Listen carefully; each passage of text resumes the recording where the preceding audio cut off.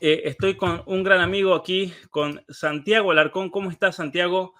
Muy buenas tardes. Buenas tardes a vos, Pablo. Gracias por la invitación. Y dos cosas. Primero, me había olvidado de esa pregunta que te había hecho, si yo no me equivoco, en el auto, fue una Así es. conversación que tuvimos. Y segundo, una de las cosas más recordadas por mí, aparte de ese gran diálogo que tuvimos, que tanto he aprendido de vos en esos poquitos minutos que tuvimos para compartir, fue un asado ahí que nos comimos en una parada especial. Qué bueno que estaba. Así que gracias, Pablo, por la invitación. Así es, bueno, a ver, para los que no son de Argentina, ustedes sabrán que para nosotros el asado es algo importantísimo. Es como un mexicano sacarle los tacos y a los 4 o 5 años apenas llega a su país ofrecerle la comida de sus sueños. Eso fue lo que hizo Santiago conmigo. Así que bienvenidos a todos los que se están conectando desde hace de muchos lugares del mundo.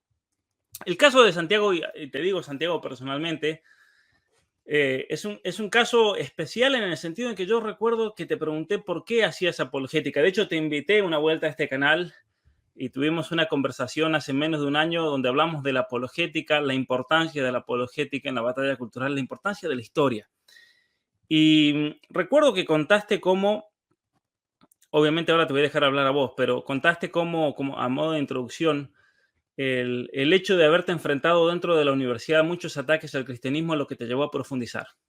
Y esa profundización te llevó, obviamente, a situarte en un lugar especial dentro del mundo cristiano en general, no solamente evangélicos, sino también católicos, porque comenzaste a defender la fe y muchos aspectos históricos con mucha profundidad, con muchos argumentos, con muchos documentos, con una manera muy elevada, ¿no? Que llamó la atención de muchas personas para bien. Y por lo tanto, el haber hecho ese anuncio hace poco, de que te hiciste católico, no es el anuncio de cualquier persona, sino de una persona instruida, una persona que se ha formado, una persona que se ha cuestionado muchas cosas que a veces falsamente se propagan sin ningún fundamento, y cuando uno comienza a estudiar se da cuenta que la verdad a veces es otra, ¿no? Entonces, ¿qué es lo que te motiva o qué te motivó, qué te movió en todo este proceso de búsqueda?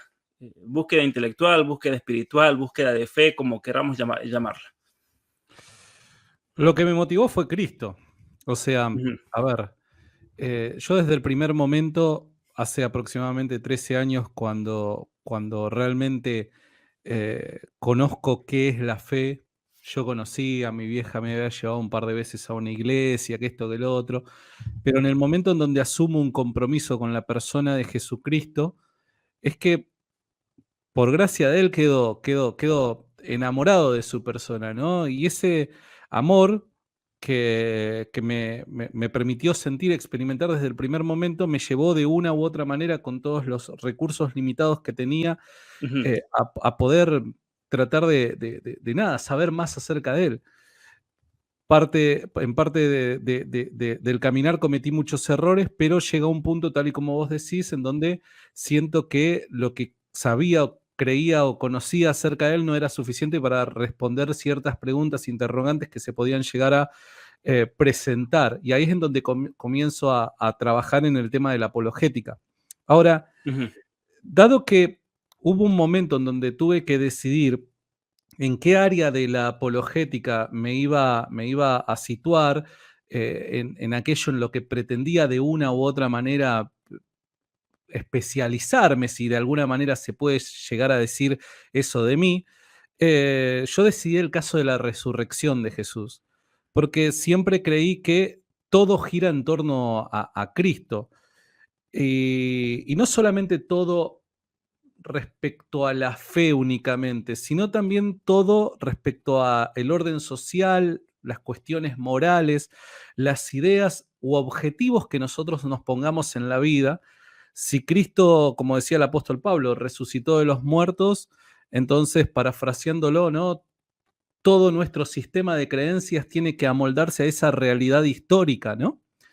Entonces, creo que la resurrección de Jesús es la clave para nosotros articular bien nuestros pensamientos. Y es por eso que encontré también que el caso de la resurrección de Jesús en la batalla cultural es clave, dado que si el hecho es un hecho realmente histórico, eso nos obliga a replantear el conjunto de ideas que nosotros hemos abrazado como verdaderas y que por ende conciben una cultura, ¿no?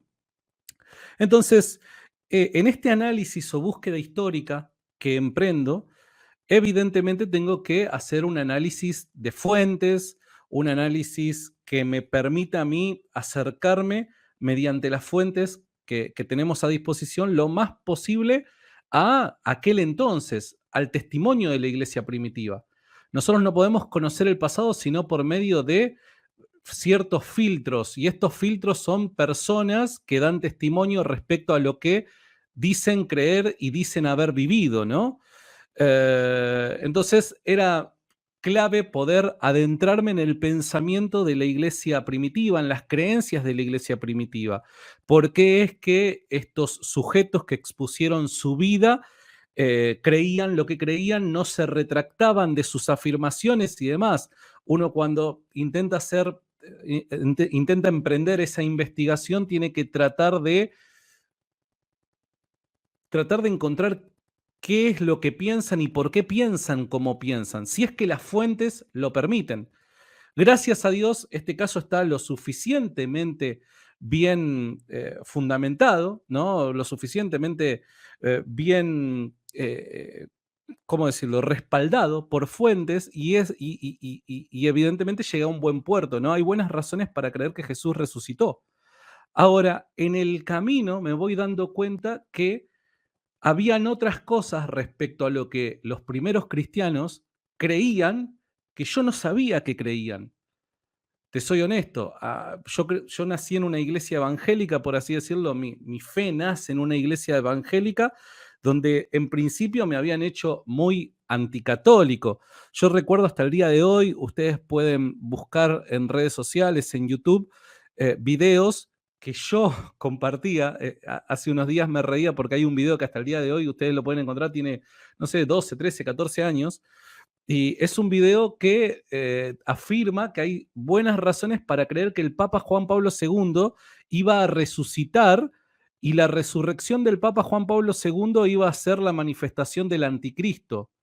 Yo creía esas cosas, ¿entiende? Ujú. A mí mi líder, mi pastor en ese caso, me había enseñado que eso era verdad y que eso iba a ocurrir porque cosas así las describe Apocalipsis y demás.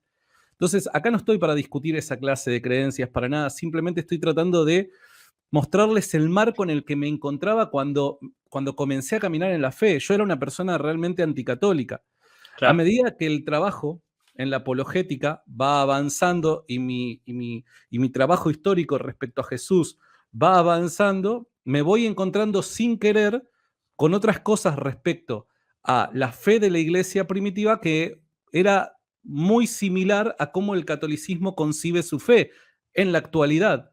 A Y ver, esto hizo, perdona que te corte justo con esto. perdón, Mira, acá una persona dice que siempre fuiste católico, pero según lo que tú cuentas no es así, de hecho. Y lo puedes demostrar con datos. yo lo puedo mostrar con, con de O todo. sea, O sea, a ver, yo me acuerdo fui a Pablo, una iglesia evangélica sí. donde predicabas y había un pastor muy bueno, Carlos, creo su nombre, un saludo enorme a él que nos recibió. Bueno, eras parte de esa iglesia. No, vos sos testigo. Bueno, yo no congregaba ahí, pero yo era parte de los que organizaban eso ahí. Claro. Vos sos testigo, Pablo, ¿hace cuánto fue eso? ¿5 años habrá Más o hecho? menos, o 4 años. Pero lo interesante es que muchas personas, tratando de justificar y tratar de explicar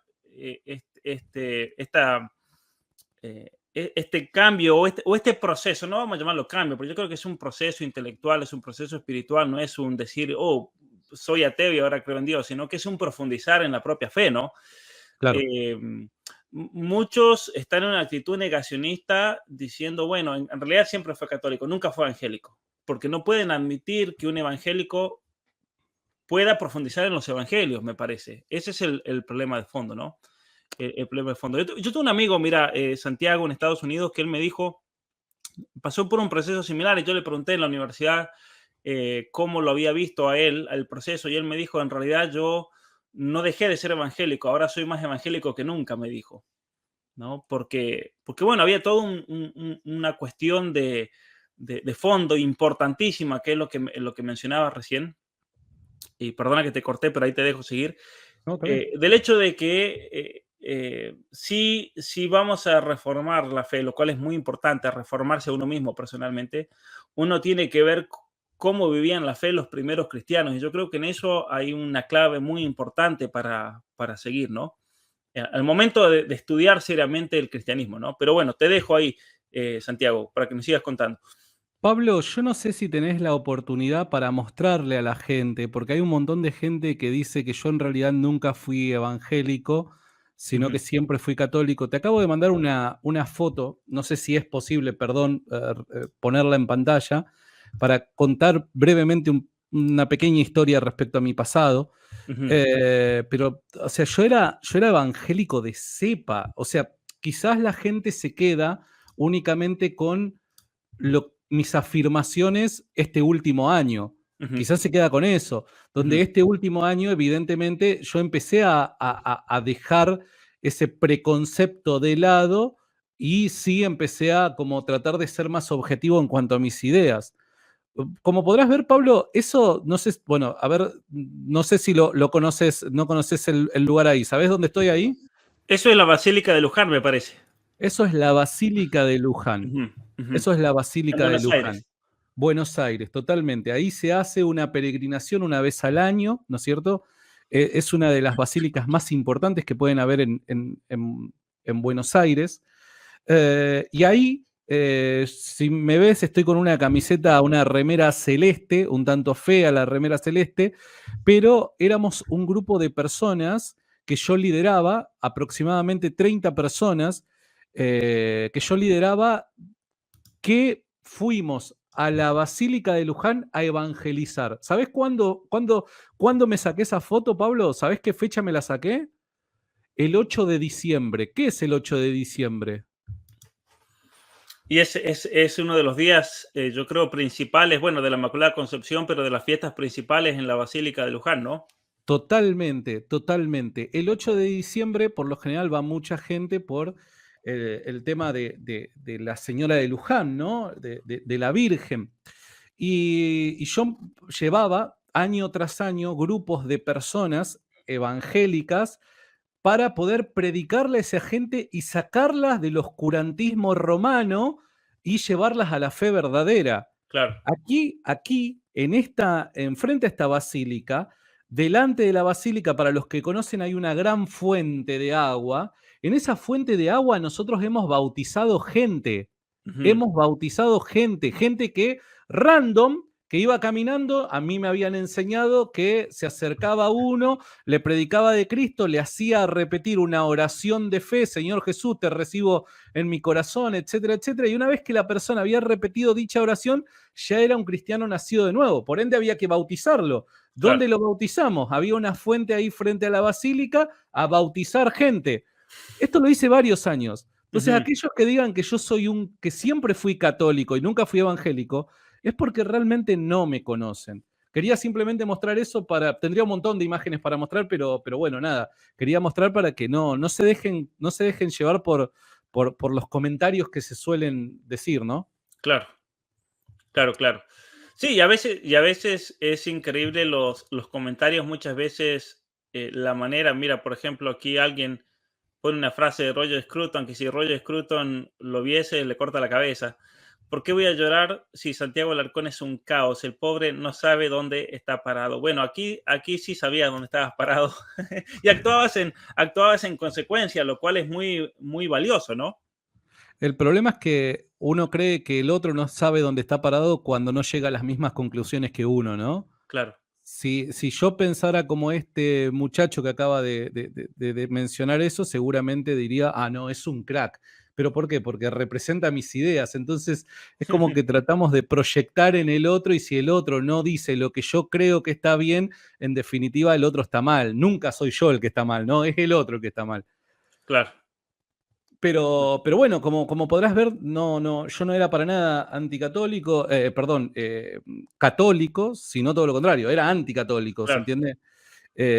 Y bueno, en esa tarea de buscar el Jesús histórico, solamente ese viaje se puede emprender tratando de discernir qué es lo que la iglesia primitiva creía. Ahora, obviamente, en una investigación acerca del Jesús histórico, vos vas a ir viendo que el testimonio de la iglesia primitiva va a tocar circunstancialmente, de refilón, diríamos los argentinos, otros temas que no necesariamente es aquel que pretendemos investigar, pero que sí llaman poderosamente nuestra atención. Y ahí fue que empecé a notar que aquello que se me había dicho, que creían los católicos, no era tan así como se me había enseñado. De hecho, a mí básicamente, nunca me lo dijeron explícitamente, ¿no? Pero a mí básicamente me habían dicho que los primeros cristianos eran protestantes, básicamente, ¿no? Y yo me imaginaba que los primeros cristianos, no sé, vos ibas a un culto un domingo en el primer siglo o en el siglo II y me los imaginaba cómo se dan los cultos en iglesias evangélicas hoy por hoy, ¿no? Entonces, Claro. fíjate el nivel al que había llegado. Y bueno, nada, el poder escarbar un poquito la historia me mostró que eso era parte de ideas que tenía que no estaban justificadas mediante la historia, ¿no? Claro. Mira, acá tengo un libro en mis manos que ese día en esa conversación, viajando desde Seiza hacia el lugar de la conferencia, creo que fue bastante largo el viaje, más de 1 hora, yo te mencioné un libro. El libro se llama Historia eclesiástica de Eusebio de Cesarea. Este libro yo sé que lo has leído porque lo mencionaste muchas veces en muchos videos, en muchos de tus cursos. Es un libro que habla básicamente acerca de los comienzos del cristianismo. Está escrito por Eusebio, que vivió en Cesarea, es en Israel, hoy en día, el norte de Israel. Y simplemente él escribió lo que vio en sus días, cómo vivían los primeros cristianos. ¿Cómo te impactó una obra como esta, por ejemplo, no? En tu visión del cristianismo, te dio fue un terremoto, por así decir, espiritual e intelectual de ver que cómo vivían los cristianos de los primeros tiempos era totalmente, como decía recién, distinta de la imagen que te habían inculcado sobre el cristianismo? Me generó un gran conflicto realmente por Ujú, dentro. Me generó un gran conflicto porque yo enseñaba cosas que los primeros cristianos no enseñaban, ¿no? ujú, Por dar un ejemplo, a ver, te doy algunos ejemplos y por favor que nadie de los que está presente ni de los que vayan a ver este video piensen de que estoy tratando de poner sobre la mesa un debate teológico. Esa no es mi intención, pero quiero reproducir los conflictos que me generó por dentro. Por dar un ejemplo, el tema de la Eucaristía. ¿Qué es lo que se creía acerca de la Eucaristía? Yo ujú, siempre digo que el tema de la Eucaristía para mí fue crucial. ¿Qué ujú, creían los primeros cristianos? Los ujú, primeros cristianos realmente creían que el el participar de la cena del Señor, el ingerir el pan y beber el vino, era simplemente un acto simbólico que pretendía de alguna manera media romántica conducir nuestras memorias a ese momento en el que Jesús compartió con sus discípulos y luego la pasión y demás. ¿O creían que, pese a que no había quizás un desarrollo teológico lo suficientemente consistente para explicarlo filosóficamente todo aquello que se creía, en última instancia se creía de que el cuerpo perdón, que el pan y el vino eran realmente el cuerpo y la sangre luego de la oración del sacerdote? Bueno, ujú? evidentemente creían esto último, ¿no?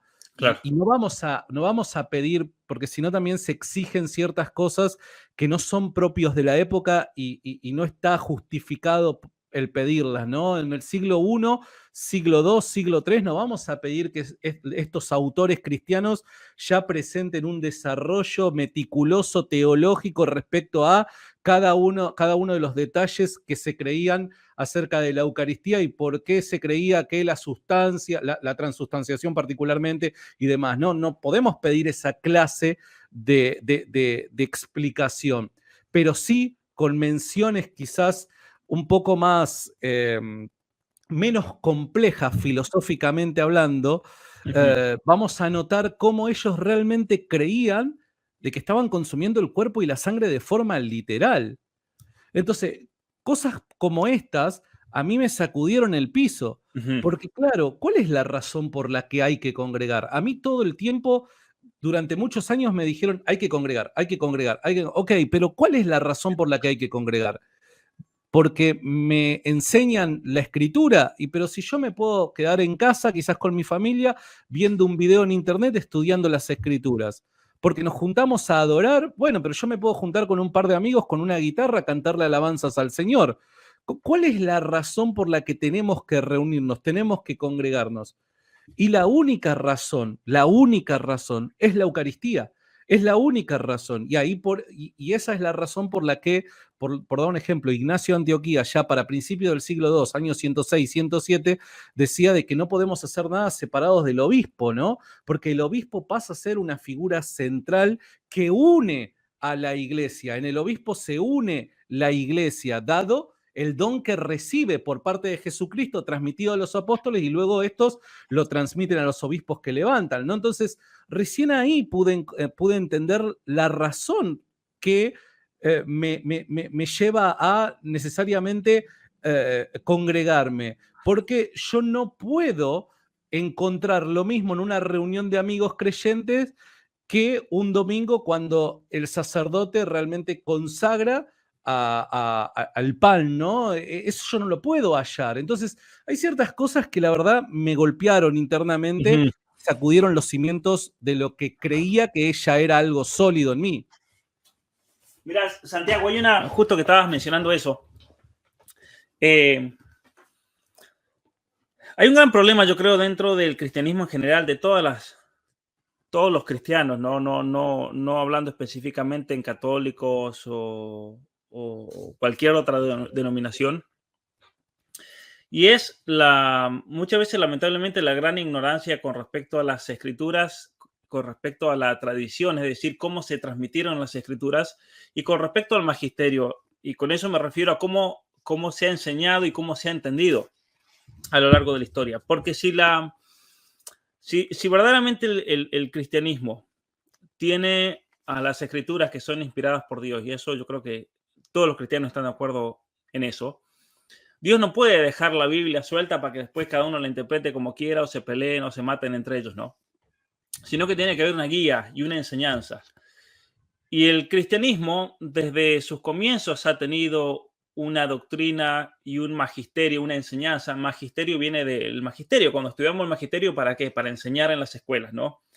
En Argentina, ¿no es cierto? Cuando uno dice magisterio, significa eso. Bueno, dentro del cristianismo hay un magisterio, hay una enseñanza.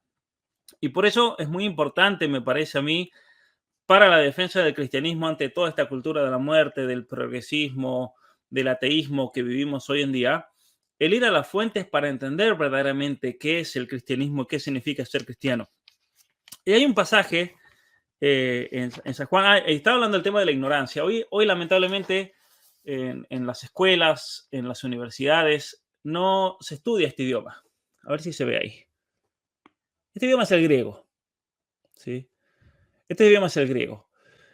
Es un idioma que antiguamente se enseñaba en las escuelas, se enseñaba en lo que es la preparatoria en México, la secundaria en la Argentina, porque había un propósito claro de formar personalmente a las personas, formarlas en el conocimiento incluso de su propia fe.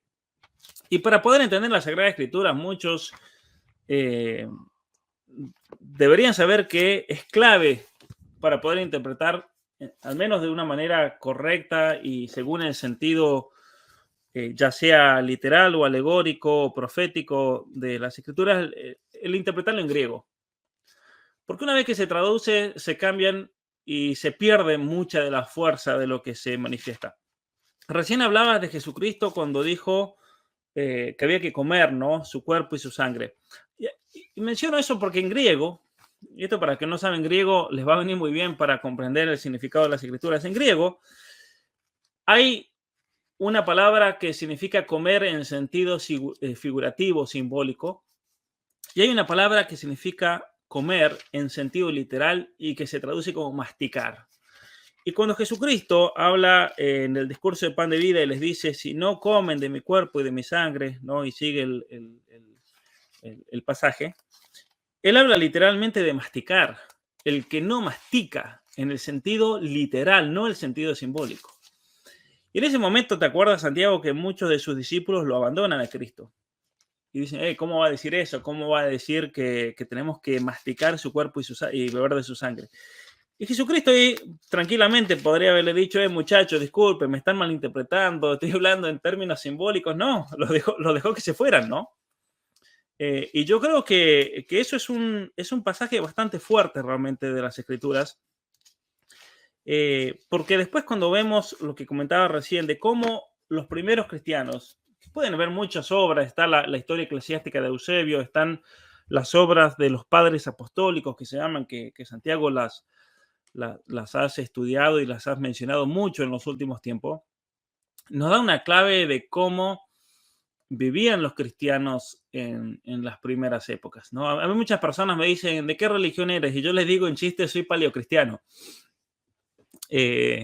Soy paleocristiano. Y ahí muchos se quedan, no saben qué responder porque ignoran, lamentablemente, cómo vivían los primeros cristianos, ¿no? En los años inmediatos después de la resurrección de Cristo, y que fueron los cristianos que dieron una batalla cultural tremenda. Nosotros pensamos que estamos dando la batalla cultural ahora, no, señores. Si ustedes quieren ver una batalla cultural de verdad, vean la batalla cultural que tuvieron que llevar los cristianos en el siglo I, en el siglo II, siglo III, donde tuvieron que cambiar toda una concepción de la realidad y una mirada sobre el ser humano ya trascendente, una mirada sobre el ser humano con un objetivo donde la tragedia, lo trágico, lo cíclico no era el modelo de la historia, sino que era un modelo que apuntaba, ¿no es cierto?, hacia adelante, y que obviamente cambió el curso de la historia, y por eso nosotros decimos que el personaje central y principal de la historia en todo sentido es la persona de Jesucristo, ¿no?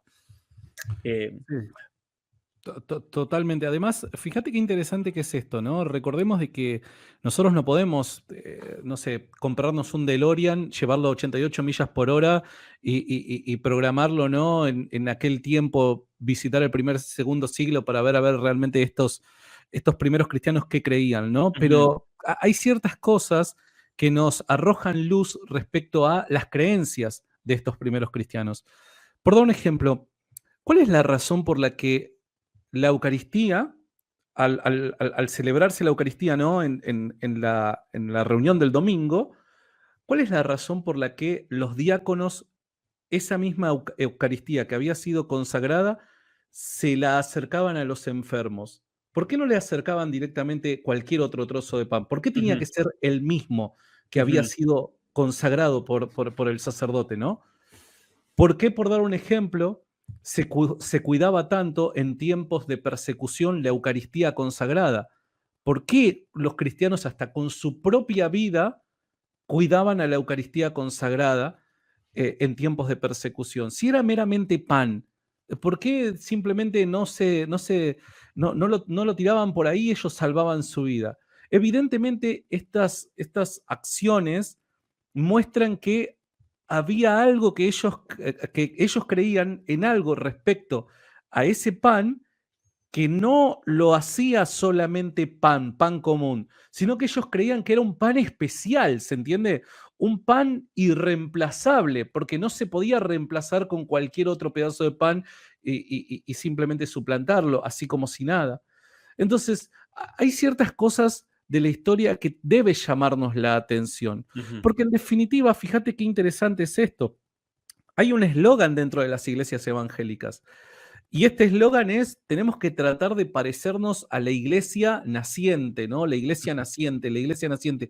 Bueno, Lo cual vayamos está a la bien, historia. lo cual está muy bien como eslogan, ¿no? Totalmente, estoy completamente de acuerdo con eso. Ahora, vayamos hacia donde la evidencia nos conduzca.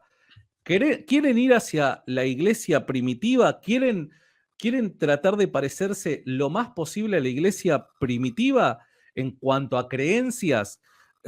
Bien, yo comparto. Vayamos a la historia y que nuestros presupuestos no se vuelvan un obstáculo para no llegar a las conclusiones que las fuentes nos proporcionan, hacia donde las fuentes nos conducen. No, quitemos nuestros presupuestos a un costado y dejemos que los cristianos del mundo antiguo hablen por sí solos y no pongamos en ellos creencias que ellos no tenían. Este trabajo me parece que es parte de la honestidad intelectual. Ujú, Muchas veces nosotros cuando interactuamos con escépticos, ateos, agnósticos o personas de otras religiones y le presentamos el caso de la veracidad de la fe cristiana, suplicamos a estas personas que intenten ser objetivos y que evalúen nuestros argumentos con objetividad sin apelar a falacias o presupuestos que nosotros nunca como cristianos hemos creído. ¿Cuántas veces hemos combatido ciertas afirmaciones, ideas, argumentos que se han vuelto populares por youtubers o cosas por el estilo que dicen que nosotros creemos en tal cosa, pero nosotros no creemos en eso? Bueno, de la misma manera que le pedimos a los escépticos que sean objetivos a la hora de evaluar nuestra postura, evaluar nuestros argumentos y demás, nosotros pedimos exactamente lo mismo. Chicos, no hagan un análisis sesgado. Traten de ser objetivos, corriendo lo más que se pueda a un costado esas ideas presupuestas y simplemente lean la historia y dejen a los antiguos cristianos, a nuestros hermanos antiguos, dejen decirles lo que ellos ujú, realmente creían y después saquen sus conclusiones. claro. Nadie está tratando de imponer ideas. Simplemente lo que uno desde este lado les pide es hagan un análisis histórico honesto, objetivo y luego saquen sus conclusiones mediante oración de por medio, obviamente. Ujú. Ciertamente, ciertamente que sí. A mí hay muchas personas que me escriben por privado insultándome, y esto es lo curioso, porque me insultan y me invitan a leer la Biblia, insultándome, imagínate, ¿quién va a convertir a alguien así, no? Pero yo no tomo mal en absoluto que me inviten a leer la Biblia, porque si no la leyese me sentiría ofendido tal vez, pero sí la leo, de hecho, y nunca está de más la invitación a algo que es profundamente saludable, ¿no? Es más, como yo les decía, y esto no es para hacer alarde ni nada, pero muchos nos tildan de ignorantes, muchos nos tildan de no leer la escritura. Recién alguien ponía ahí que nunca has leído la escritura, Santiago. Más allá de eso, yo los invito, yo no, los invito a aprender griego para que si van a hablar de la escritura, los invito. Es más, podríamos incluso organizar cursos para que se formen, para que lean las escrituras en el idioma que fueron escritos, para que no los engañen, para que puedan captar el significado de las escrituras en el idioma original, que Dios las quiso escribir en griego. Obviamente que el Evangelio de Mateos se supone que se escribió en arameo, pero no tenemos ninguna versión, se perdieron lamentablemente, pero sí tenemos una versión en griego de los primeros años. El Evangelio de Lucas y de San Juan fueron escritos en griego, de hecho. Si Dios quisiese que la Biblia se hubiese escrito en español, hubiera aparecido en España en el siglo XV, ¿no? Pero no fue así. Entonces, invitarlos realmente a profundizar y no tener miedo, yo creo, no tener miedo en investigar, en leer a los padres de la iglesia, en leer a los padres apostólicos. Para muchos tal vez es algo nuevo. ¿Quiénes son los padres apostólicos? ¿Quiénes son los padres de la iglesia? Bueno, son los primeros cristianos. Son los primeros cristianos a los cuales la reforma, ayer se celebró la reforma. La reforma proponía reformar. Reformar significa volver a tomar forma, no rehacer algo, porque si es rehacerlo, entonces no tiene sentido la reforma. Es volver a tener la forma que se tenía, ¿no? Volver a los primeros cristianos. Y obviamente que eso es un proceso espiritual muy personal. Todo proceso de conversión intelectual no es fácil. Y yo creo que todos tenemos que estar en ese proceso. Quien no está en ese proceso de conversión intelectual constante está retrocediendo, ¿no? No es que uno dice, ah, bueno, ya soy evangélico, listo, ya está, llegué acá al final, pasé la línea y me aplauden todos. No, uno tiene que seguir. O si es católico y piensa lo mismo, no, ya soy católico, ya está. No, no, señores, eso no existe. Yo creo que todos estamos en un proceso de crecimiento intelectual, de crecimiento, tendríamos que estarlo al menos espiritual. Y con respecto a eso, Santiago, en lo personal, eh, a ver, hay muchas. Esta mañana yo estaba leyendo un libro de Chesterton, aquí lo tengo, lo puse aquí a mano porque él se convirtió al catolicismo y escribió un libro que se llama ¿Por qué soy católico? Entonces esta mañana lo comencé a releer, hace mucho tiempo que lo había leído y empecé a ver algunas marcas. A mí me gusta subrayar mucho, ¿no? Él dice lo siguiente, así empieza el libro.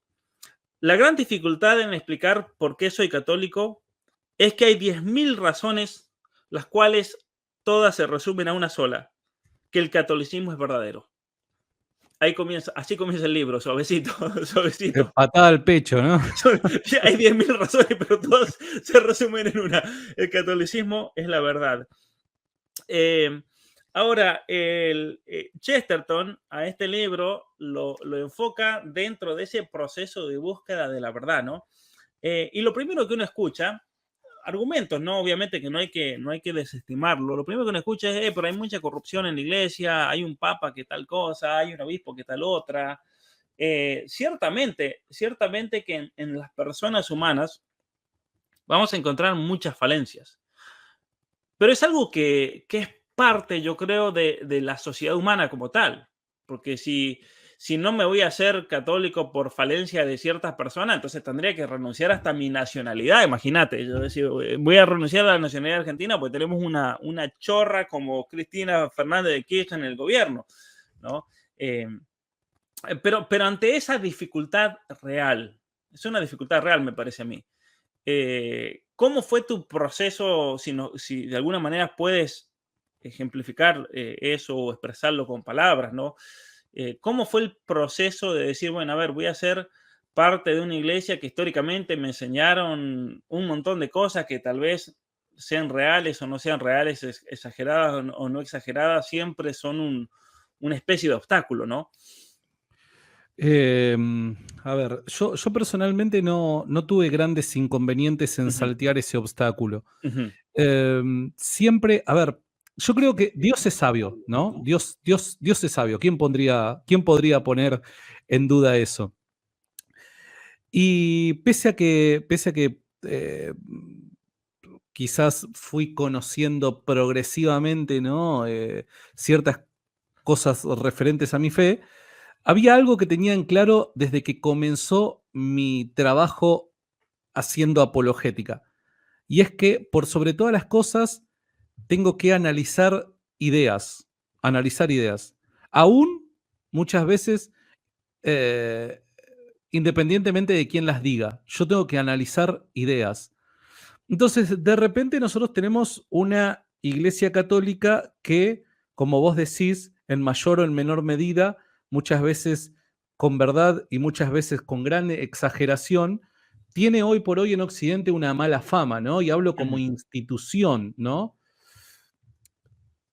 Personalmente, eso no fue un obstáculo porque dije, yo lo que voy a evaluar no es la vida moral de los que hoy representan a la Iglesia Católica. claro. Mi análisis está en la iglesia respecto al legado que ha dejado Jesucristo y los apóstoles, respecto a ese legado que viene a ser la tradición, que viene a ser la historia, que viene a ser las creencias históricas. Eso es lo que yo tengo que evaluar. ¿Por qué? Porque a mí como evangélico no me gustaba que me dijeran que no, cuando yo invitaba a alguien, por dar un ejemplo, los evangélicos, algo que tienen muy bueno es que son muy misioneros, por así decirlo, ¿no? Ujú, Hacen una tarea, ¿cómo decirlo? ¿Cómo es el político este, el que está empapado ahí, que no me sale ahora la palabra correcta? Militantes, son militante, militantes, sí. ¿viste? Son militantes. Entonces, ven la menor oportunidad y ¡pum! Vamos a la iglesia. Y yo era muy así, ¿no? Muy militante. En la primera de cambio, bueno, listo, vamos a la iglesia. Y a mí no me gustaba cuando decían, no, a tu iglesia yo no voy porque las iglesias evangélicas están lleno de chorro. Todos los pastores son ladrones, todos los pastores se aprovechan de sus ovejas. Las ovejas de las iglesias no tienen para comer y los pastores tienen autos 0 kilómetros. Y pese a que en cierto sentido podemos encontrar algunos ejemplos, y lamentablemente no son un puñado, sino son una gran cantidad de ejemplos que podemos encontrar, no necesariamente todos los pastores podrían llegar a cumplir con esos estándares. En absoluto, para nada. Yo conozco muchos pastores que son terriblemente honestos. Entonces, esa afirmación no representa a todos los pastores. Y yo decía, pero pará, ahí está generalizando de forma injustificada. Vos no podés decir porque conocés y se ha hecho popular ciertas historias respecto a pastores evangélicos, vos no podés decir todos los pastores evangélicos necesariamente son ladrones. Bueno, de la misma manera que yo pedía que, por dar un ejemplo, a mi pastor no se le diga ladrón porque yo conozco que es una persona honrada, transparente y demás, de la misma manera que yo exigía que no se lo meta dentro de esa bolsa, yo digo, mi análisis respecto al catolicismo no puede partir de esa premisa falsa, ¿se Ujú, entiende? Porque estoy ujú. siendo terriblemente subjetivo y mis afirmaciones son injustificadas porque hayan hecho ciertas cosas ciertos sacerdotes y demás, eso no vuelve el catolicismo falso. Tenemos que replantearnos seguramente el problema que hay dentro de la institución. Si no terminamos haciendo, y te pido disculpas, y por favor estas declaraciones que estoy haciendo solamente las hago yo, no te quiero meter a vos en ningún lío, pero si no terminamos pensando como los liberales y Javier Milei. Javier Milei, ¿qué te dice? No, porque hay choreo, porque hay robo, la política está mal, todos los políticos están mal y todo el sistema es como que lo tenés que derribar absolutamente todo para, bueno, construir un nuevo sistema, algo por el estilo.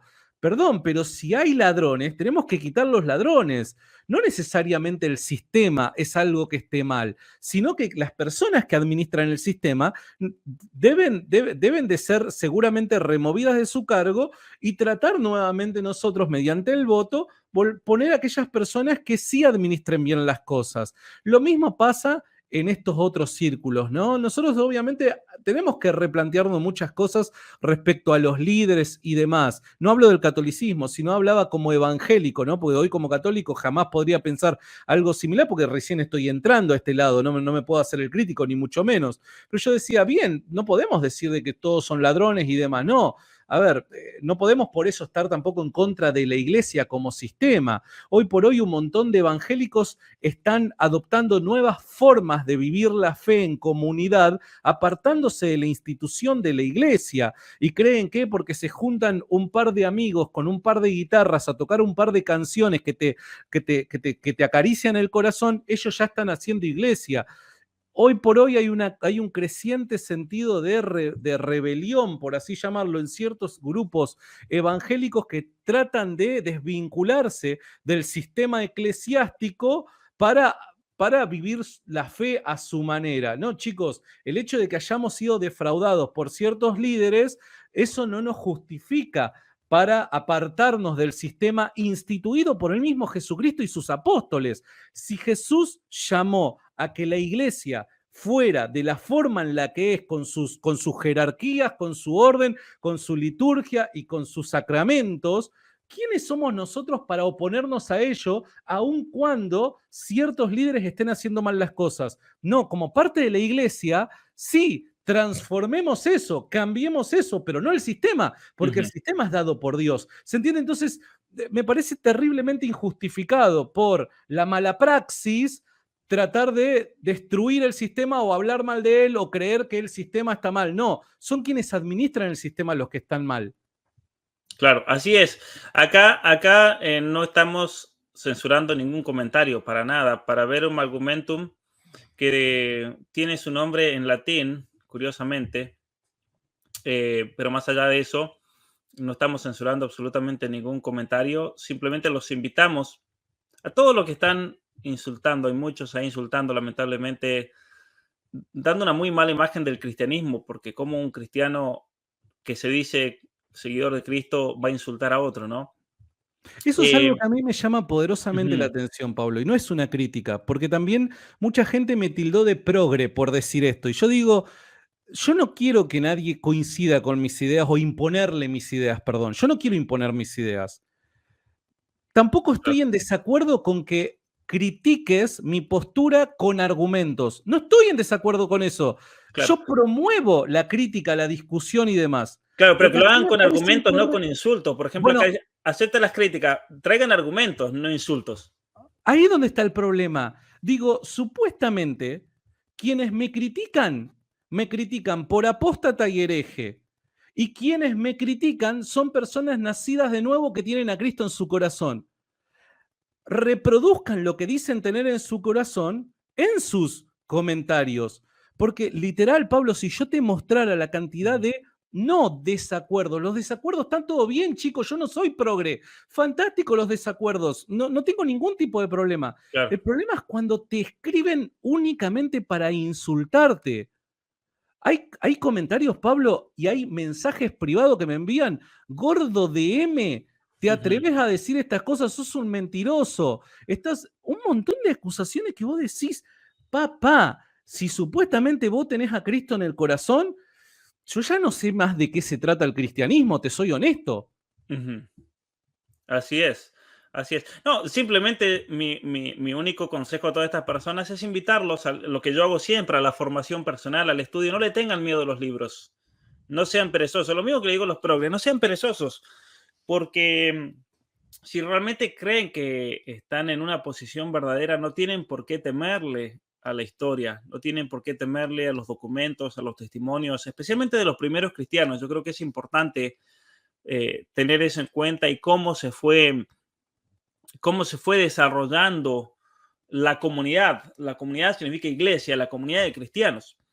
Especialmente teniendo en cuenta que todos nosotros, si bien podemos pertenecer a distintas denominaciones, todos pertenecemos a la misma iglesia, a la misma comunidad, porque tenemos la fe en Cristo como el Redentor, como el Hijo de Dios, que por medio de su muerte y resurrección nos dio su gracia, su perdón. Y obviamente que luego a lo largo de la historia han habido momentos en los cuales se volvió a reinterpretar o como quiera uno ver a eso, ¿no es cierto? Verlo como una desviación de la tradición, de la fe verdadera. Más allá de eso, somos parte de una misma iglesia. Y de hecho el mismo Jesucristo tiene una profecía, ¿no? Será una sola iglesia y un solo pastor. Eh, y por eso es importante lo que comentabas recién acerca de que no te fue un factor importante en la vida moral de las personas, porque uno básicamente cuando sigue a Dios, lo sigue por Dios mismo, no por una persona, ¿no? Y además, o sea, em, terrenalmente, obviamente, cuanto uno más cerca de Cristo está, lo gana absolutamente todo. Ujú, Eso quiero dejarlo claro. Pero terrenalmente, por así llamarlo, tenía mucho para perder.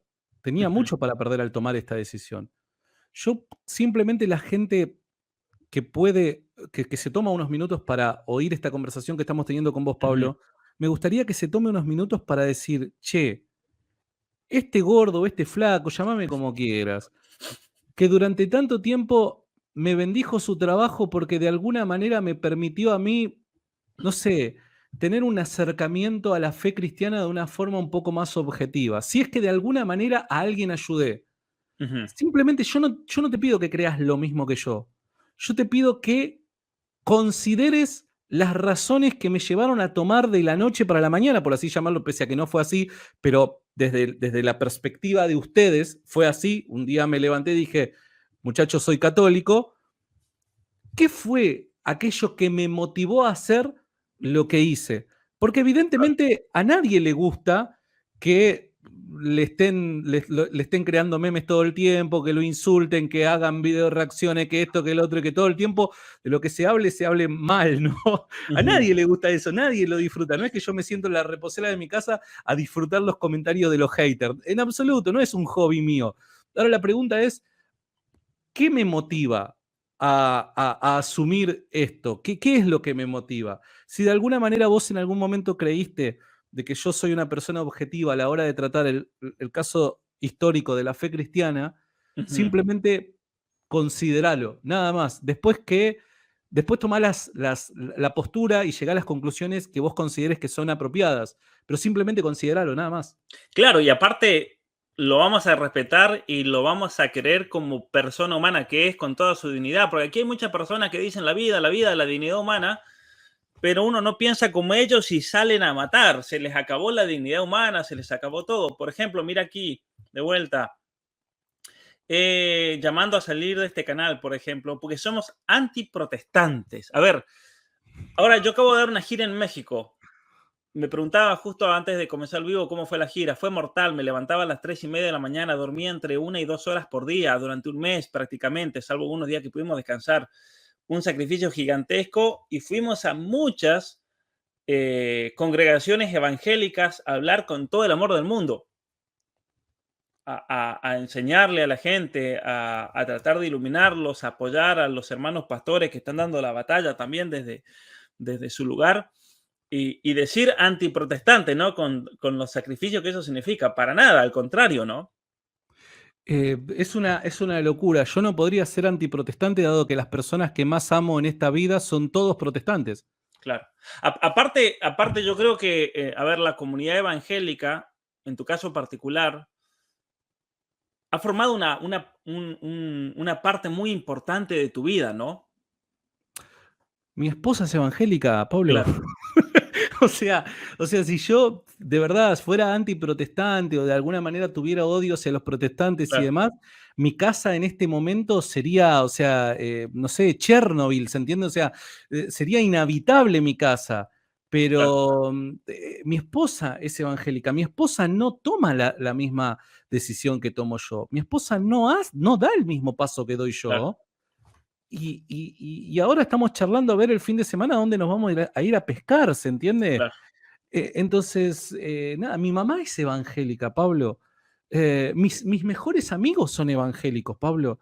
Ujú. Yo no es que me junto ahora los fines de semana en una mesa redonda a tramar con otros católicos cómo destruir el evangelicalismo en Buenos Aires, ¿entiende? Claro, para nada. No, yo termino esto y capaz que me pego una llamada con algún amigo evangélico y nos podemos charlar de fútbol y a reírnos. Este fin de semana me voy a juntar con un grupo de amigos, son todos evangélicos, a comer un asado, que saben Claro, de que me hice católico y está todo más que bien. O sea, es parte de la vida cristiana. No sé, no sé ya cómo explicarlo. claro, claro, claro. Sí, ciertamente que sí. Una pregunta. Cuando comenzaste a estudiar la historia de la iglesia, ¿te llamaron la atención algunos eventos históricos que, si bien no son una cuestión de fe, eso para que ningún evangélico diga, no, mira, no hace falta que crean en eso, no es parte de la fe, pero sin embargo son signos, yo creo que se han dado a lo largo de los tiempos? Por ejemplo, los milagros eucarísticos. Yo, yo, Bueno, yo, yo tuve en Orvieto, a ver, perdón No, por favor. que te, que te, mm, eh, te interrumpa, pero en Orvieto, en el año 1269, creo que fue, o por ahí, 1270, porque Santo Tomás de Aquino justamente estaba viviendo ahí cerca de Orvieto cuando fue esto. Un sacerdote que estaba celebrando la misa dudó no Ujú. como cualquier persona puede dudar de la realidad de la presencia real, dudó de las palabras de Cristo y el cáliz empezó a derramar sangre, sangre, sangre, salía sangre, sangre, no paraba de salir sangre, ¿no? Y eso de hecho yo lo tuve en mis manos, todo lo que recolectaron, y está el mantel, todas las manchas, eso está expuesto, si alguno va a Urvieto en Italia lo puede ver. Y nosotros lo pudimos ver porque éramos jóvenes, yo tenía 16 años, creo, 17 años, y cuando el padre que estaba en esa iglesia se enteró que veníamos de Argentina, éramos chicos, algunos niños, yo adolescente, nos dio el honor ese de entrar ahí a un lugar donde generalmente no podés llegar tan lejos, ¿no? Todos esos casos así que han habido a lo largo de la historia, han habido muchos, muchos, ¿no? En el año 300, el milagro del anciano y muchos otros. ¿Eso te causó algún impacto?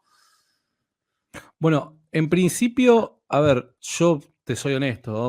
Ujú, Cuando me encuentro con el caso de los milagros eucarísticos, ujú, fue, a ver, el teléfono, empezás, viste, que empezás ujú, a chusmear, que esto, que lo otro y demás, y de repente me encontré con un video, viste, donde pasaba algo en una misa, viste, y de repente yo veía así como que había una mancha roja, que, perdón, yo todavía no me aprendo los nombres de los utensilios, ¿no? Y ujú, demás, pido mil disculpas, pero en el mantel ese que está arriba de la mesa, ¿no? Había un tinte rojo, ¿no? Y ujú. bueno, ahí en la descripción decía, bueno, esto ocurrió, creo que fue en México, si yo no me equivoco, milagro eucarístico, que esto que lo otro. Digo, ¿qué es eso? Y empiezo a googlear milagros eucarísticos y empiezo a ver una serie de imágenes, videos y demás. Y yo digo, esto es más trucho, esto está todo trucado, esto es trucadísimo, trucadísimo. Yo no sabía lo que era. Trucadísimo, de acá a China es trucadísimo. Ujú, Empiezo a chequear, que esto, que el otro y demás, hasta que llego a un video donde se presenta un científico, Ricardo Castañón, creo que se llama, ¿no?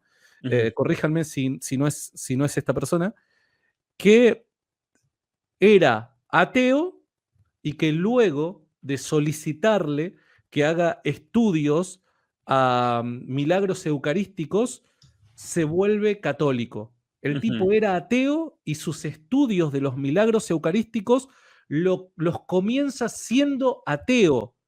Y los resultados de los estudios científicos que se hacen en diferentes laboratorios en el mundo, ujú. laboratorios no católicos y que no sabían qué era lo que estaban estudiando, los resultados de dichos estudios lo obligan a esta persona a abrazar la fe. Y Claro.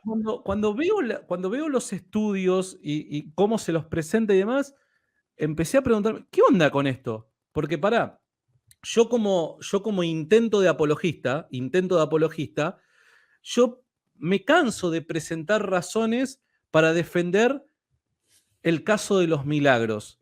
Me Ujú, canso de presentar argumentos, fuentes y testimonios para sostener que el caso de la resurrección de Jesús únicamente puede explicarse mediante el acto milagroso de Dios. Que Jesucristo durante su ministerio obró milagros. Constantemente yo estoy tratando de demostrar mediante fuentes lo suficientemente buenas, estoy tratando de demostrar que Jesús obró milagros. Si yo aplico los mismos estándares para creer en los milagros de Jesús y en la resurrección de Jesús, por dar un ejemplo, las evidencias que se presentan a favor de los milagros eucarísticos, solamente siendo necio puedo rechazar que ujú, realmente el pan se convirtió en sangre y en tejido de cuerpo humano. Solamente si soy necio lo puedo rechazar.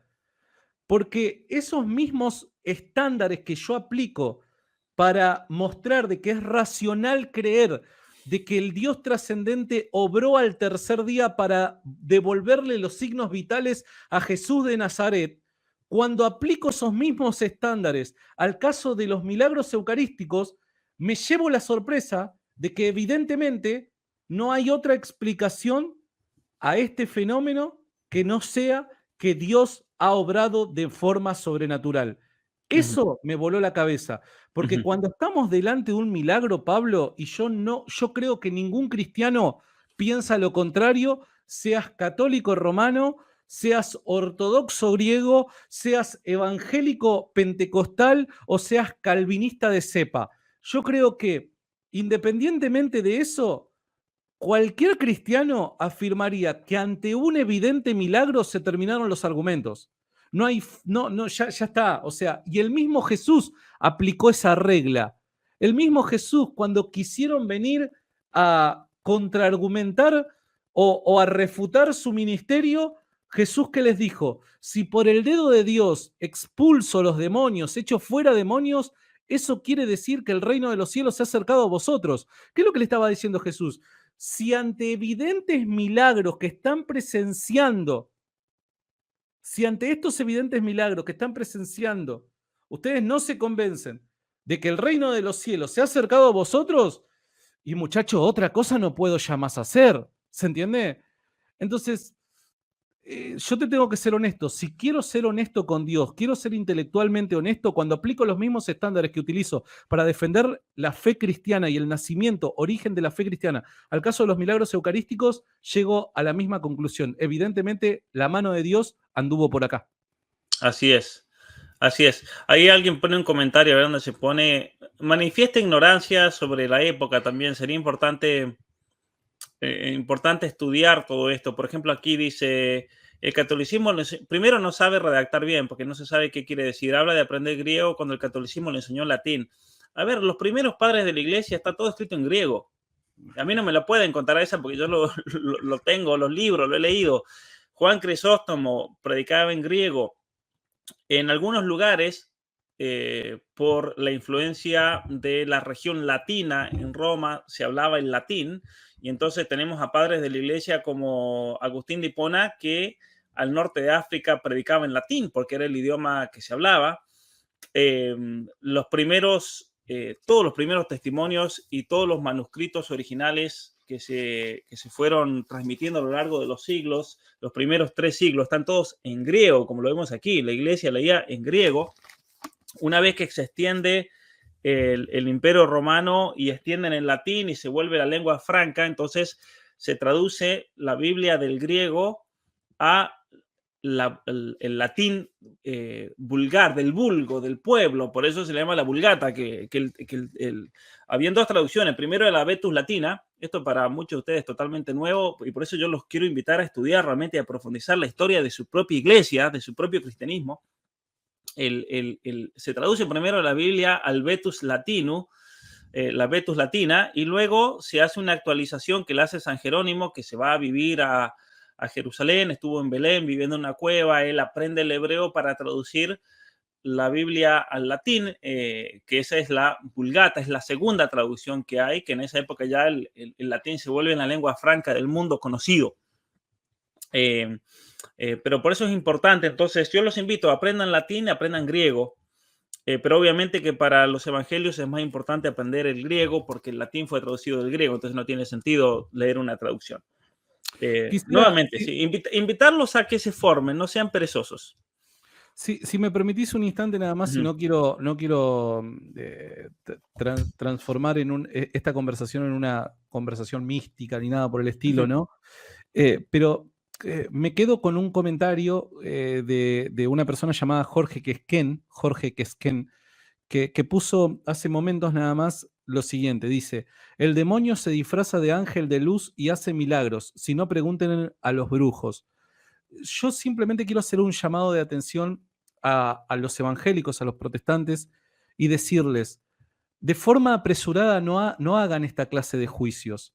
De forma apresurada, sin conocer de qué es lo que se está diciendo y qué es lo que se está tratando, no hagan esta clase de juicios. ¿Por qué? Porque si somos personas de fe y creemos que las escrituras son palabra de Dios y que particularmente los evangelios recopilan los discursos de Jesús fielmente, les advierto que solo en circunstancias similares es que Jesús advirtió sobre la blasfemia contra el Espíritu Santo. ¿Qué quiero decir con esto?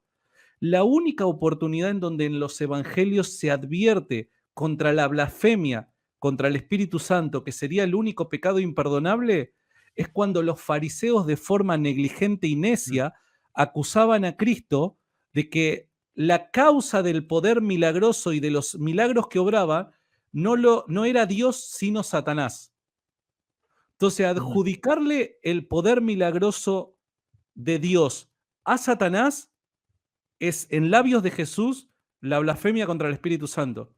Entonces, yo lo que les recomiendo es, si no conocen del caso, absténganse de emitir esa clase de juicios, porque por reacción, de forma necia, negligente, pueden estar diciendo cosas que pueden ser demasiado heavies. ¿Se entiende? Simplemente, ojo, yo no te estoy diciendo coincidí conmigo, yo no te estoy diciendo creé lo mismo que yo, simplemente te estoy diciendo reserva tu juicio si es que no sabes de qué es lo que estamos hablando, porque podés estar cometiendo un error terrible. Así es. Mira, muy, muy curioso, por ejemplo, cuando alguien me ponía esta mañana, una mujer, me ponía un comentario diciendo: ¿cómo vas a hacer un vivo así? Esto viene a dividir. No sé por qué dividir, hablar sobre esto, ¿no? Pero aquí, Vivianamente Hablando, saludos, nos comenta algo que es muy importante, me parece. Como hijos de Dios, deberíamos estar luchando contra el mal que se cierne en estos tiempos sobre nosotros, con la Agenda 2030 de la ONU, los planes del Foro Económico Mundial, en vez de estar jugando a Santi. Es decir, la ONU es un hecho, y eso yo lo vengo denunciando hace mucho, viene a destruir al cristianismo, sin importarle la denominación que sea. Entonces, que algunas personas se pongan furiosas ¿no? Y no se den cuenta. Por ejemplo, yo fui uno de los primeros, y Santiago es testigo de eso, de que he hablado de que la batalla es espiritual, porque lo espiritual, entonces, habla de batalla cultural, pero no batalla cultural, no, mentira, Gerson Balboa Marca, yo fui uno de los primeros en el mundo en hablar públicamente, en decir que esta es una batalla profundamente espiritual, porque obviamente y ahí viene, y eso es algo que lo había hablado también con Santiago la vez que me entrevistó en su canal la última vez, el libro que estoy preparando, a ver si sale el año que viene o el siguiente, la cuestión trascendental, la cuestión religiosa, la libertad religiosa es fundamental en esta batalla, porque es una batalla que tiene que ver con el modo y la manera como vemos la realidad. Una visión trascendente o una visión evolucionaria del ser humano. Esa es la gran diferencia hoy en día. Es el progresismo o la visión cristiana del ser humano, que es la visión aparte que asume la tradición filosófica aristotélico-tomista, la visión realista, la visión que respeta la biología y la realidad del ser humano ante toda la propuesta posmoderna de hoy en día. Entonces, es una batalla espiritual profundamente. El decir batalla cultural incluye también la cuestión trascendente del ser humano, la cuestión religiosa, y por lo tanto, el que no ve la batalla cultural como una batalla profundamente espiritual no tiene idea de dónde está parado. Nicolás Márquez, hace poquito en una de las conferencias en, en México, dijo algo muy importante. Él dijo, al principio, cuando nosotros sacamos el libro negro de la nueva izquierda con Agustín, lo presentábamos como una batalla política, pero después, eso lo dijo Nicolás, ¿no? Al poco tiempo nos dimos cuenta que es una batalla en realidad espiritual, de fondo. Y Agustín lo confirmó a eso en otro video. Sí, sí, pero Lo aparte, confirmó. pero yo estuve con ellos, ahora ellos lo dijeron, nosotros al principio lo presentamos una batalla política y al poco tiempo, cuando empezamos a dar conferencias, nos dimos cuenta que no, que hay algo mucho más profundo, que es una batalla espiritual, así que no vengan a traer aquí afirmaciones sin ningún sentido que caen solas por sí mismas en, ante la realidad y el proceso intelectual, ¿no es cierto?, de muchas personas. Yo siempre esta batalla la vi como una batalla espiritual. Hay otras personas que fueron profundizando en eso, ¿no es cierto? Y coincidimos todos en esto. Así que Sí. muy bien. A ver si tenemos algún otro comentario. Hay mucho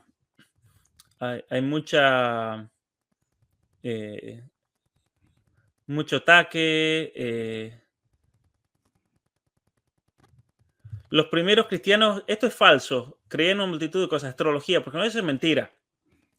Nuevamente les invito, no lean el cristianismo por la enciclopedia Villiquen, no lean Historia del cristianismo escrito por Victoria Donda, editorial Inadi.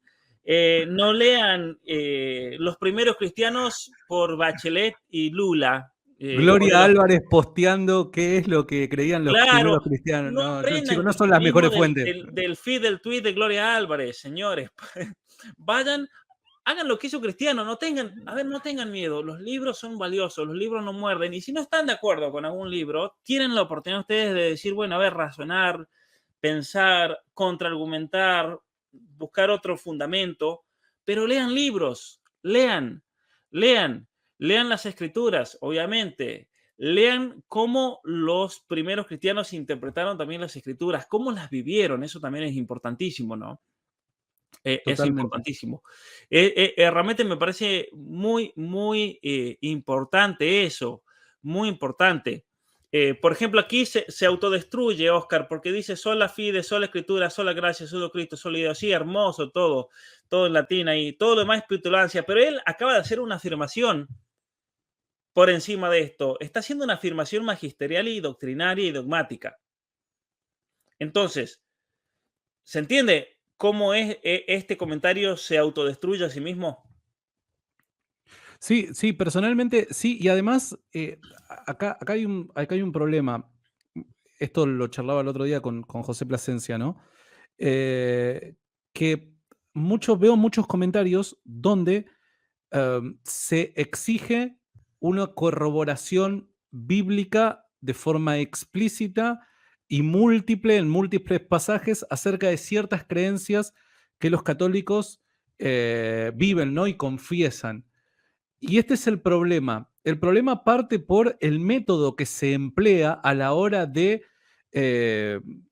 de analizar un caso, ¿no? Si el método es incorrecto, las conclusiones van a ser incorrectas. Entonces, cuando se te solicita necesariamente que la Biblia afirme una determinada creencia de forma explícita y en múltiples pasajes para que no quede ningún tipo de duda de que dicha creencia es creencia bíblica, parte de la presuposición de la sola escritura y parte de un método que no necesariamente fue empleado por los primeros cristianos. Los primeros cristianos no emplearon el método de la sola escritura para poder llegar a conclusiones de fe, para construir su doctrina en los tiempos más arcaicos, ¿no? De la fe cristiana. Por ende, esto también parte por un error en el empleo del método, ¿se entiende? Porque después cualquier tipo de respuesta que uno pueda llegar a darle a estas personas no les va a ser suficiente. ¿Por qué? Porque no encaja dentro de los criterios que el método exige.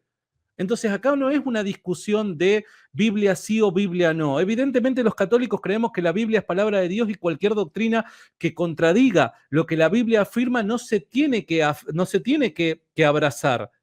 Ahora, el método sola escritura es el método incorrecto por el cual luego se llegan a conclusiones incorrectas. Y exigirme que mediante dicho método yo corrobore mis ideas, que yo justifique mis ideas, es algo que yo no voy a pretender dar, demostrar, no me voy a sumar a esa exigencia, no voy a tratar de satisfacer esas necesidades, porque creo que el método está mal. Entonces, por dar un ejemplo, cuando se habla de otras solas, ¿no? Esas son conclusiones que se llegan mediante el método de la sola escritura. Ahora, ¿qué pasaría si el método se puede demostrar de que es un método erróneo que los primeros cristianos no lo utilizaron? Después toda la estructura que viene por encima se desmorona.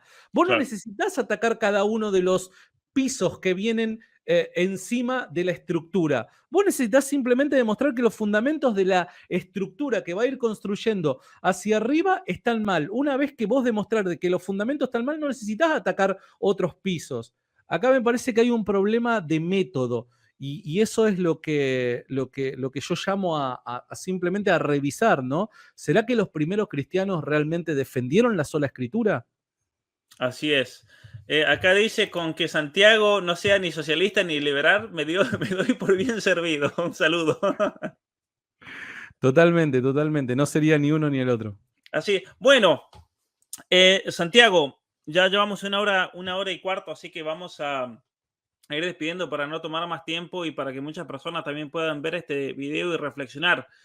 Pero yo creo que me parece lo más importante y la razón por la cual yo te quería entrevistar hoy era para que nos cuentes un poco de tu proceso, qué te llevó a eso. Obviamente que esto no es un video para que todo el mundo diga, bueno, a ver, tienen que hacer lo que hizo Santiago. No, para nada.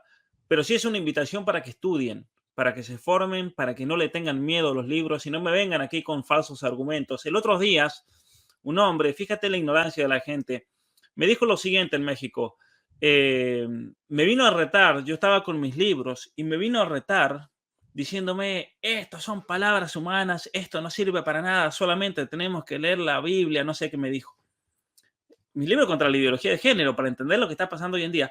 Y yo al señor le dije, cuando usted su vehículo se le rompe, ¿usted lee el manual o lee las Sagradas Escrituras? ¿Te imaginas el tipo en medio de la carretera? Se le fundió ahí el motor y el tipo viendo en los salmos a ver qué solución se le da. No, el hombre me miró y yo creo que le hice un cortocircuito, así se veían los rayos y centellas que pasaban y se quedó sin palabras, no me pudo decir nada. O sea, no sean fanáticos, por favor, no sean fanáticos, tengan un poco de sentido común porque si Dios le dio las razones para que la use, no para que la tenga de adorno. Y si Dios le dio la inteligencia es para pensar y por lo tanto invitarlos obviamente a profundizar. No les va a hacer mal a nadie, sean católicos, sean evangélicos, a nadie le va a hacer mal leer, profundizar. Y por otra parte, los cristianos se manifestaron como cristianos ante el mundo pagano porque se amaban los unos a los otros. Y sean manifestación de eso también, porque realmente da mucha lástima cuando hay cristianos que viven atacando, insultando todo el tiempo, ¿no? Y eso muestra que hay un grave problema interior y personal también. No importa la denominación que sean, si sean católicos, sean cristianos, pero si son cristianos realmente y siguen a Cristo, tengan caridad incluso al momento de dirigirse a otra persona, al momento de hacer comentarios en las redes sociales, al momento de mandar un mensaje. Porque si no, por sus obras, ustedes están manifestando una cosa totalmente distinta realmente, ¿no? Eh, y realmente que eso hace mucho daño. Así es, sí, concuerdo completamente. Y por mi parte, nada, agradecerte, Pablo, por este tiempo, agradecerles a todos los que estuvieron conectados. Yo, por otro lado, reitero, no es que me voy a hacer o pretendo ser apologista del catolicismo ni nada no, en absoluto. Yo voy a seguir haciendo el contenido que vengo haciendo desde años, desde hace años. Simplemente hoy por hoy, como estamos en medio de la tormenta, creo que corresponde simplemente de forma pública dar las razones que a mí me llevaron a tomar esta decisión. Después cada uno, analizándolas y demás, tomará la postura que tome guiado por Dios. Yo personalmente voy a seguir laburando y creo que desde mi lugar, tratando de compartir por qué creo que Jesús resucitó de los muertos al tercer día, de una u otra manera sumo también mi granito de arena en esta batalla cultural en la que estamos inmersos en Occidente, ¿no? Así Porque es. solo Cristo nos va a permitir volver a la estabilidad que necesitamos. Así es, Santiago. Bueno, gracias. Alentarte a seguir con todo ese trabajo de apologética, porque es algo que se benefician todos los cristianos, ¿no? Hoy en día, ante el mundo de hoy que niega a Dios, que niega a Cristo, que niega la historia, es importantísimo el trabajo que estás haciendo. Así que una invitación a todos aquellos que te seguían, que te siguen, a todos los que están en este canal, que no se cierren realmente a la búsqueda de la verdad, que en definitiva eso es un llamado y una obligación moral para cada uno de nosotros. Mi canal intenta hacer eso, ¿no? Iluminar realmente, intenta ayudar a discernir, no a imponer algo, ¿no es cierto? No imponer, sino a que ustedes por su propia cuenta descubran la luz que es la verdad, que viene a iluminar nuestras inteligencias, porque Jesucristo no solamente nos libró, ¿no es cierto? Como cristianos creemos del pecado por la gracia, sino que también nos libró de la ignorancia por medio de la verdad. Sí, con eso, decirle gracias a todos, gracias Santiago, y nos vemos la próxima.